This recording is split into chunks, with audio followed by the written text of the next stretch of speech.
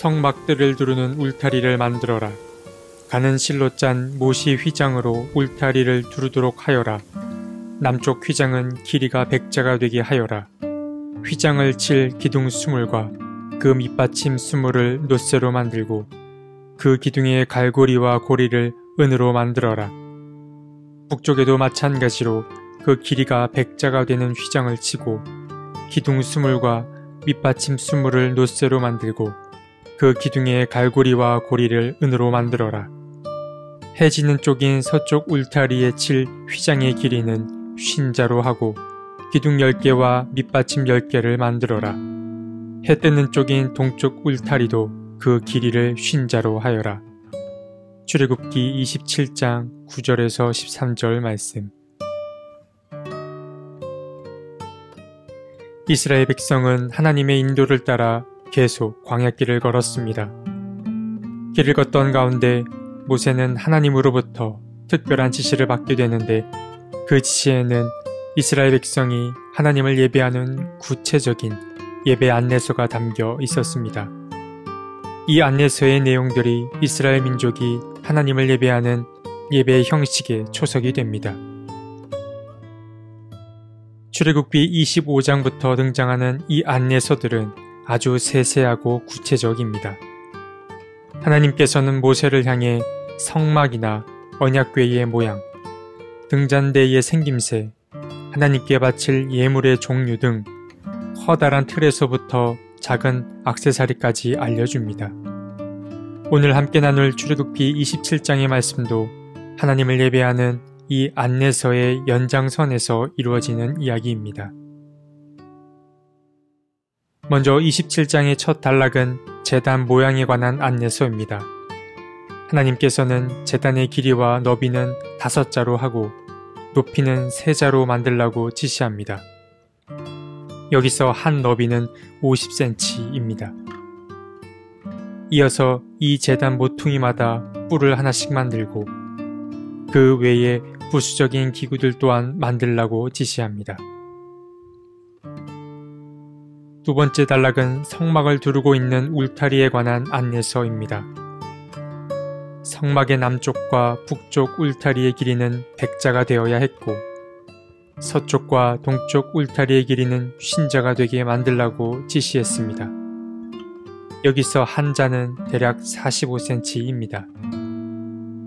바로 이 성막 안에 언약궤도 들어가고 하나님께 차려질 상도 들어가며 번제단도 들어갑니다.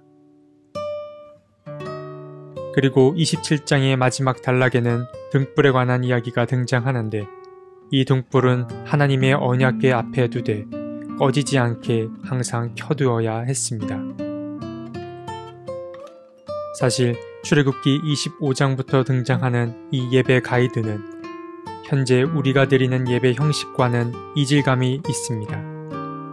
거기다가 글로 기록되어 있어서 이 성막 이야기들이 머릿속에 잘 그려지지 않는 것이 사실입니다. 기회가 된다면 성경책 뒤편이나 인터넷을 통해 성막의 사진과 그림을 찾아보시면 훨씬 그 모습을 떠올리기 쉬우실 것입니다. 하나님의 성막은 의외로 크지 않습니다.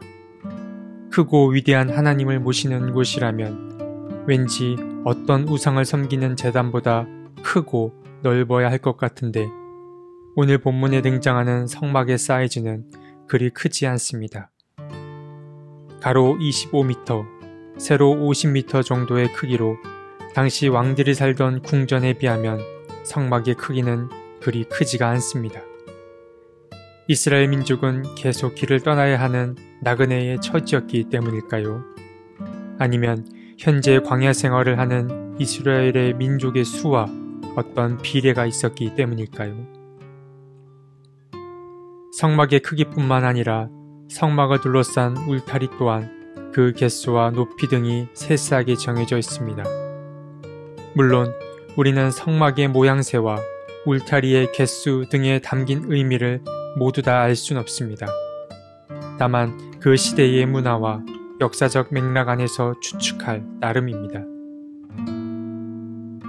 사실 어찌 보면 하나님을 모실 공간은 그리 클 필요가 없는지도 모릅니다. 하나님은 공간에 구애받는 존재가 아니기 때문입니다. 규모보다는 그 안에 담긴 정신 혹은 내용이 더 중요한 것이 바로 예배입니다. 형식이 없어도 어떤 모임이 지속되기는 어렵습니다. 일정한 양식 혹은 절차는 하나님을 예배함에 있어서 반드시 필요한 부분입니다. 프랑스 철학자 파스칼은 진실한 믿음은 오직 의례를 통해 발생하게 된다며 의례들이 내적 신념을 발생시킨다고도 말했었습니다. 물론 외적인 것에 너무 큰 에너지를 쏟지 말아야 합니다.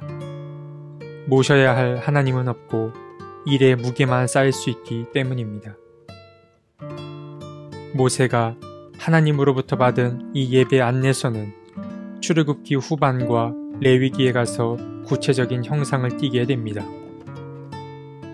조금은 지루할 수도 있는 이 성막 이야기를 인내심을 갖고 잘 묵상해 봤으면 좋겠습니다. 최초의 예배는 어떤 방식으로 드려졌는지, 그 예배 혹은 제사는 지금의 예배와 어떻게 달랐는지 비교해보는 좋은 기회로 삼으셨으면 좋겠습니다. 하나님께서는 때로 우리에게 구체적인 삶의 지향점을 내려주셨습니다. 그래서 딴 생각하지 않고 그 지향점을 따라가면 됐었습니다. 하지만 주님, 때때로 삶이 모호하고 불확실하게 여겨질 때가 있었습니다. 그럴 땐 주님의 가르침이 안개에 가려진 것처럼 멀게만 느껴졌습니다. 주님, 우리 앞에 놓인 모든 과정을 신앙의 성숙을 이루는 디딤돌로 삼게 해 주십시오. 아멘.